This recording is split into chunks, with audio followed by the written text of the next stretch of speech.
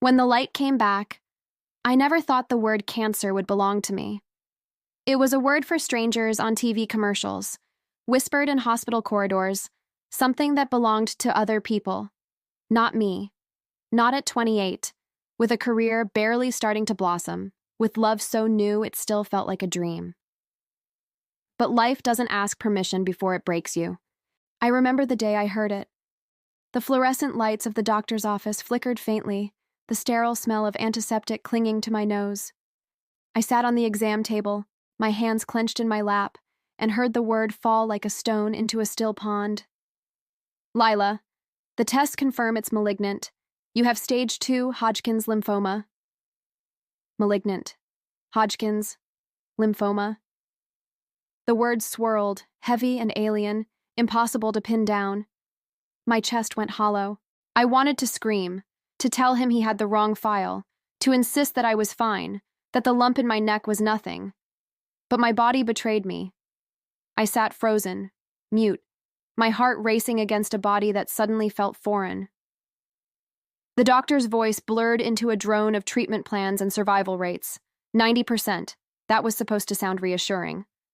But all I heard was that 10% hung over me like a shadow.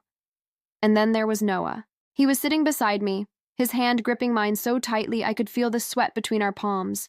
His knuckles were white, his eyes were wide, raw, like he'd just been told I was already gone. He didn't let go. Not then, not later, not ever. We'd only been dating 6 months when I was diagnosed. Some couples barely make it past arguments about Netflix shows in that time. But Noah didn't flinch. The first night after the diagnosis, when I collapsed into bed still in my clothes, shaking, unable to breathe, he climbed in next to me and whispered, "You don't have to do this alone." I almost laughed, a bitter sound. "You didn't sign up for this, Noah."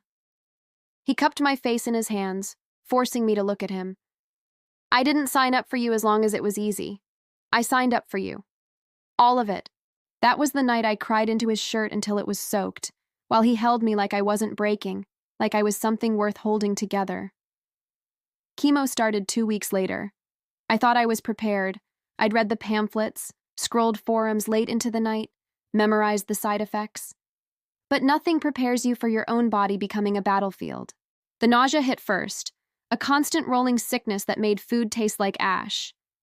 Then the fatigue, so heavy I could barely walk from the bed to the couch without collapsing. My hair started falling out in clumps in the shower, strands clinging to my fingers like reminders of what I was losing. The first time I saw myself in the mirror, patches of scalp showing through, I broke. I sank to the floor, sobbing, clutching the hair in my fists like proof of my vanishing self. Noah found me there. He didn't try to talk me out of my grief. He didn't tell me I was beautiful anyway, didn't spout empty words. Instead, he sat beside me, took the scissors from the bathroom drawer, and without a word, began shaving his own head. By the time he was done, hair scattered across the tile, he looked ridiculous. Uneven patches, a nick on his ear where he slipped. But when he handed me the clippers, his eyes were steady. "If you're losing it, then I am too. Together." So I let him shave the rest of mine, tears streaming down my face. And when he kissed my bald head afterward, I believed him when he whispered, "You're still you. More you than ever." There were days I hated him, not because of anything he did wrong, but because it felt unbearable that he was watching me unravel. I snapped at him for folding the laundry wrong, for hovering when I was too weak to stand, for looking at me with pity. I swore I could see even when he promised it wasn't there. One night, exhausted and angry, I shouted, "You should leave! Find someone healthy, someone who isn't dragging you down." The silence after those words felt like a blade between us. But Noah didn't shout back. He didn't storm out. He just sat down on the edge of the bed, his shoulders slumping, his voice low. "Lila, do you really think I'm here out of pity? That I'd shave my head, sit through every chemo session, hold your hair when you're vomiting, just because I feel sorry for you?" I couldn't answer. Tears blurred my vision. "I love you," he said simply. "And love isn't just for sunny days. It's for the nights when you can't stand up. It's for the mornings when you don't want to try. You're not dragging me down. You're letting me love you the way I promised I would." That broke me, in the best way. Time blurred into cycles of treatment, pain, and fragile hope. We made small rituals to survive it. He brought me lemon drops to suck on during chemo, the sourness cutting through the metallic taste in my mouth. We binge-watched bad reality shows in hospital waiting rooms, making sarcastic commentary until nurses gave us side eyes for laughing too loudly. He wrote me letters on nights I was too exhausted to talk, slipping them under my pillow. Words I could cling to in the dark. One letter said, "When your body feels like a stranger, remember this. Your soul is still mine." And that's the part I love most. I kept that one in my wallet. The lowest point came in the 3rd month, when scans showed the tumor wasn't shrinking as much as expected. The doctor's face was careful, professional, but I saw the hesitation. More aggressive treatment, more side effects, more uncertainty. That night, I lay in bed staring at the ceiling, convinced I wouldn't make it. "Noah," I whispered, my voice shaking. "What if I die?" He turned to me, his face pale in the moonlight.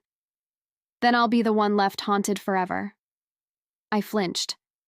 "That's not fair." "No," he cut me off, his voice cracking. "It's not fair. None of this is fair. But if the worst happens, then at least I'll know I loved you with everything I had. I'll carry you with me. Always." I pressed my forehead to his, both of us crying, and for the first time, I let myself believe that even if my body failed, I had already been loved in the fiercest way possible. But then, something shifted.